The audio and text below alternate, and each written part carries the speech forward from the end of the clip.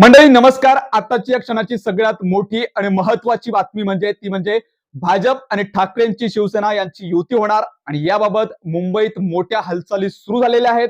ठाकरेंच्या शिवसेनेना 2.5 वर्ष महापौरपद देखील मिळणार असल्याचं सांगितलं जात आहे. तुम्ही म्हणाल आता हे कसं शक्य आहे?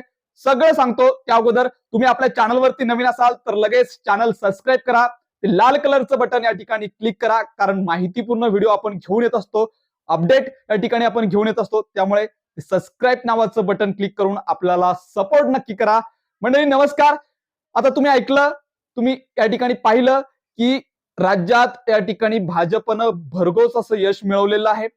महानगरपालिका निवडणुकीत भाजप 1 नंबरचा पक्ष राहिलेला आहे. त्यानंतर शिंदे गटानं देखील चांगलं यश या ठिकाणी पाहायला मिळालं. त्यानंतर ठाकरे गटाला हवं तसं यश या ठिकाणी मिळालेलं नाही. मुंबई आणि 1-2 महानगरपालिका वगळता ठाकरे गटाला अनेक ठिकाणी अपयश पाहायला मिळालं. परंतु असं असताना देखील अनेक ठिकाणी या ठिकाणी आकड्यांची जुळवाजुळव सुरू आहे आणि त्या महानगरपालिकेत आपला महापौर कसा बसणार याकडेच राजकीय पक्षांचा जो काय आहे कल पाहायला मिळतो आहे. त्यामुळे असाच एक कल या ठिकाणी समोर येतो आहे आणि या कलानुसार त्या ठिकाणी भाजप आणि ठाकरेंची सेना यांच्यात युती होणार आणि ठाकरेंना 2.5 वर्ष महापौर पद मिळणार असं सांगितलं जात आहे.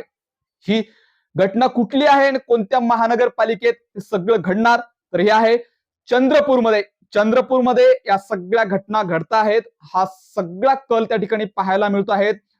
चंद्रपूरमध्ये या ठिकाणी काँग्रेसला सत्तेपासून दूर ठेवण्यासाठी भाजप, ठाकरेंची शिवसेना, वंचित बहुजन आघाडी आणि 2 अपक्ष नगरसेवक अशी युती या ठिकाणी होणार असल्याचं सांगितलं जात आहे आणि तशा पद्धतीच्या हालचाली देखील त्या ठिकाणी होत आहेत. एकीकडे भाजपचे या ठिकाणी 24 नगरसेवक आहेत आणि ठाकरेंची शिवसेना यांचे 6 नगरसेवक, 2 अपक्ष नगरसेवक आणि वंचितचे 2 नगरसेवक असा बहुमताचा 34चा आकडा या ठिकाणी गाठला जाऊ शकतो आणि या ठिकाणी या युतीचा महापौर होऊ शकतो. त्यामुळे या संबंधीच्या सर्व हालचाली त्या ठिकाणी सुरू आहेत.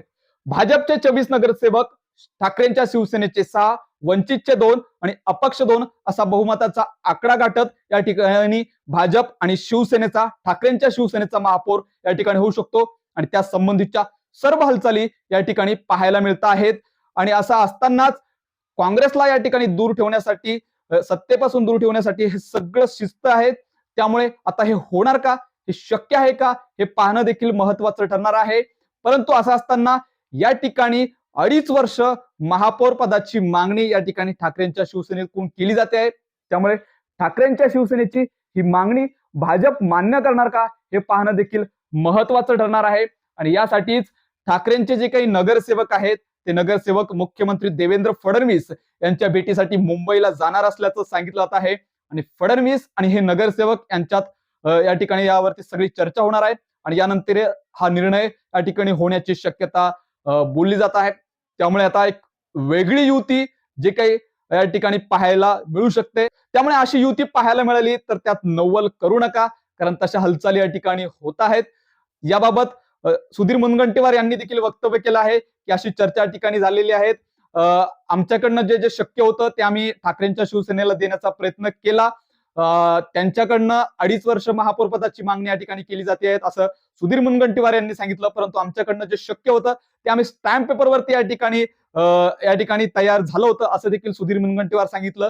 परंतु आता जे काही ठाकरेंचे शिवसेनेचे नगरसेवक आहेत ते देवेंद्र फडणवीस यांची भेट घेणार आहेत आणि या भेटीत या ठिकाणी काय चर्चा होते यानंतर सगळा निर्णय त्यावरती अवलंबून असणार असल्याचं सुधीर मुनगंटीवार यांनी सांगितलेलं आहे. त्यामुळे आता चंद्रपुरात भाजप आणि ठाकरेंच्या शिवसेनेची युती होणार का आणि ठाकरेंना 2.5 वर्ष महापौरपद मिळणार का, हे पाहणं महत्वाचं ठरणार आहे.